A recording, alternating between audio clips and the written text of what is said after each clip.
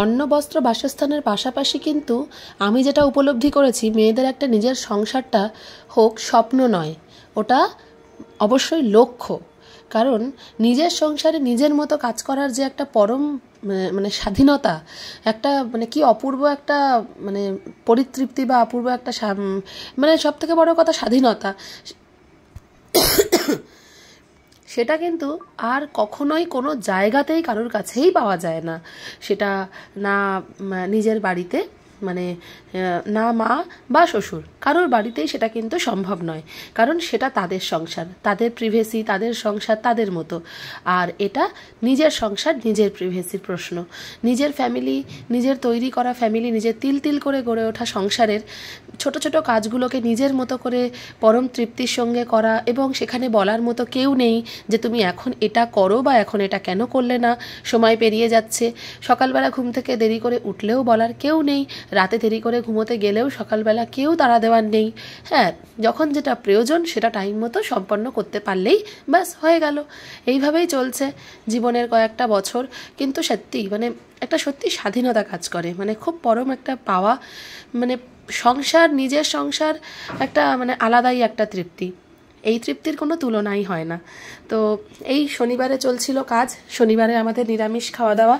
তো যেহেতু ছুটি তাই ভাবলাম আজকে লন্ড্রি ডে, তো সকালবেলা কাচাকুচিগুলো করে নিলাম। আর এইভাবে সকালবেলা ঘুম থেকে উঠতে দেরি হয়ে গেলে সব কাজই যেন কেমন লেট হয়ে যায়। আর সারা সপ্তাহ ক্লান্তিটাও কাজ করছিল। সকালবেলা ব্রেকফাস্টের পরে করে নিলাম একটা ফ্রুট ট্রিট। রিধি তো ফ্রুট খেতে খুবই ভালোবাসে।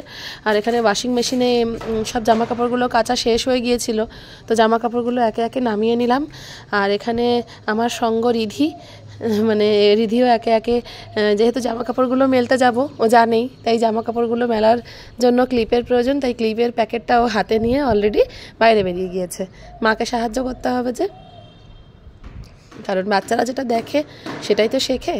আর জামা কাপড়গুলো এত রিঙ্কলস পড়ে যায় ওয়াশিং মেশিনে, তাই ওয়াশিং মেশিনটাকে আমরা খুব একটা বেশি প্রেফার করি না জামা কাপড় কাচার জন্য।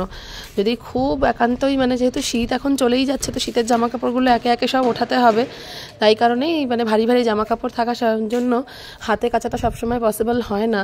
তো সেই কারণেই মানে পরপর 2 সপ্তাহ ওয়াশিং মেশিনের ইউজটা করলাম। রিধি ওখানে আমাকে একে একে হাতে হাতে করে ক্লিপটা এগিয়ে দেয়, এই জন্য আমার সত্যিই কাজটা একটু হালকা হয়, কারণ বারবার গিয়ে ক্লিপটা আনা, ক্লিপটা দেওয়াটাতে অনেকটা সময়টা ওয়েস্ট হয়।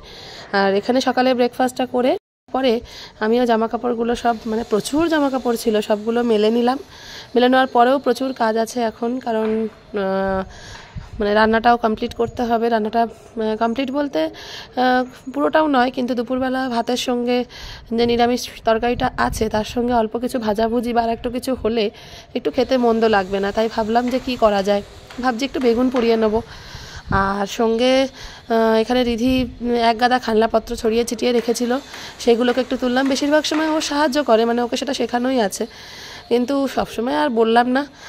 আর এখন ওকে তেল টেল মাখিয়ে তারপর ওর চান টান করাবো।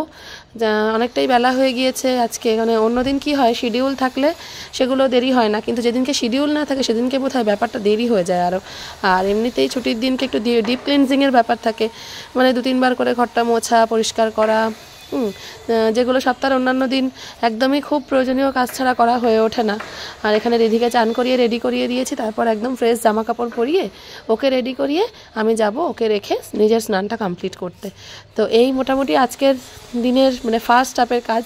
কারণ রিধিকে ঘুম পাড়ানোর পরে শেষ হয় আমার একটা প্রস্থ, তারপরে একদম মানে নিজের মতো একটু মি টাইম, আর কি একটু রেস্ট। আজকের মতো ব্লগটা এখানেই শেষ করছি। ভালো লাগলে অবশ্যই লাইক করো, কমেন্ট অ্যান্ড শেয়ার। টাটা।